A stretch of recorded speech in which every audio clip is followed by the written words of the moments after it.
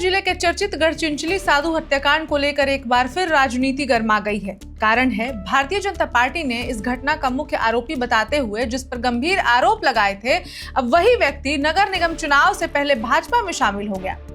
काशीनाथ चौधरी के शामिल होने के बाद एनसीपी यानी शरद पवार गुट समेत कई विपक्षी दल भाजपा पर सवाल उठा रहे हैं कि अगर चौधरी दोषी था तो उन्हें पार्टी में कैसे शामिल कर लिया गया। लेकिन मामले में ट्विस्ट तब आया जब प्रचंड विरोध की वजह से स्टेट प्रेसिडेंट ने वापस उसकी सदस्यता छीन ली, यानी कि चौधरी की सदस्यता छीन ली गई। आपको बता दें कि गढ़चिंचली साधु हत्याकांड के समय भाजपा ने काशीनाथ चौधरी और राष्ट्रवादी कांग्रेस पार्टी पर तीखा हमला बोला था। चौधरी को इस कांड का मुख्य आरोपी बताकर भाजपा ने राज्य के तत्कालीन ठाकरे सरकार को भी कटघरे में खड़ा किया था। पार्टी नेताओं ने आरोप लगाया था कि सरकार मामले को दबाने की कोशिश कर रही है। इतना ही नहीं, एकनाथ शिंदे ने शिवसेना के विद्रोह का एक कारण साधुओं की हत्या को बताया था।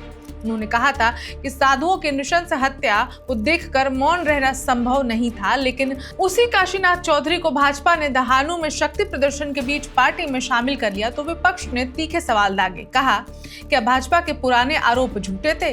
अगर नहीं तो चौधरी को भाजपा में क्यों लिया गया? तबदार शक्ति प्रदर्शन के साथ दिया भाजपा का संदेश।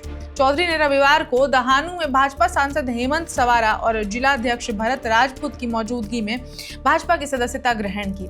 इस कार्यक्रम में 3000 से अधिक कार्यकर्ता भी शामिल हुए थे, जिसमें जिले में भाजपा की ताकत दिखाने की कोशिश के रूप में देखा जा रहा है। लेकिन फिर कड़े विरोध के बाद कुछ ही देर में चिट्ठी जारी कर उस फैसले को वापस ले लिया गया, जिस फैसले में चौधरी को भाजपा की सदस्यता दिलाई गई थी। Bharatiya Janata party.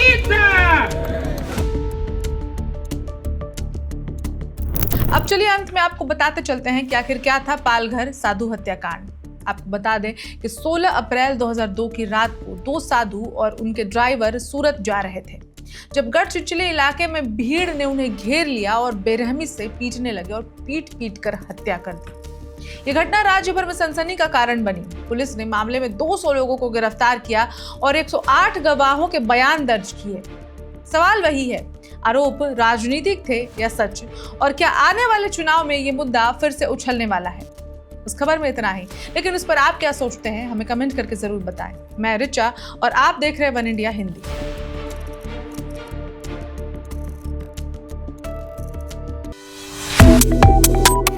Subscribe to One India and never miss an update. Download the One India app now.